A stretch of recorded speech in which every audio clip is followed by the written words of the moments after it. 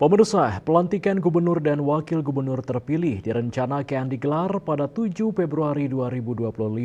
Sedangkan bupati dan wali kota akan dilantik oleh gubernur yang baru dilantik tanggal 7 Februari, maka mereka akan dilantik tanggal 10 Februari 2025.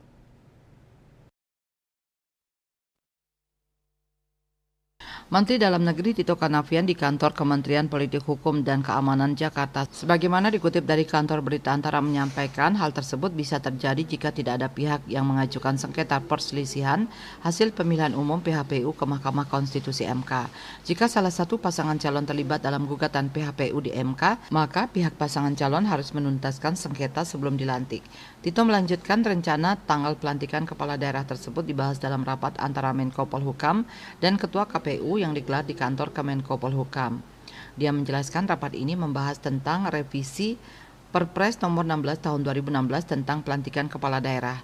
Perpres ini direvisi untuk menyesuaikan dengan putusan Mahkamah Agung MA terkait batas usia calon kepala daerah ketika dilantik.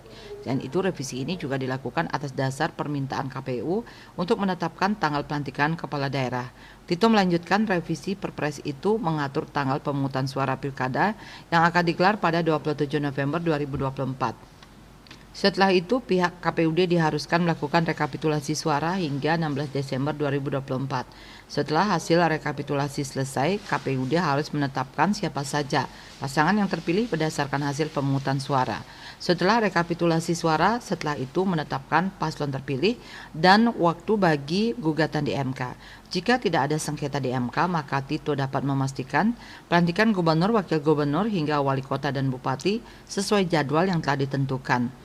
Tito melanjutkan pihaknya akan merampungkan draft revisi Kepres secepatnya.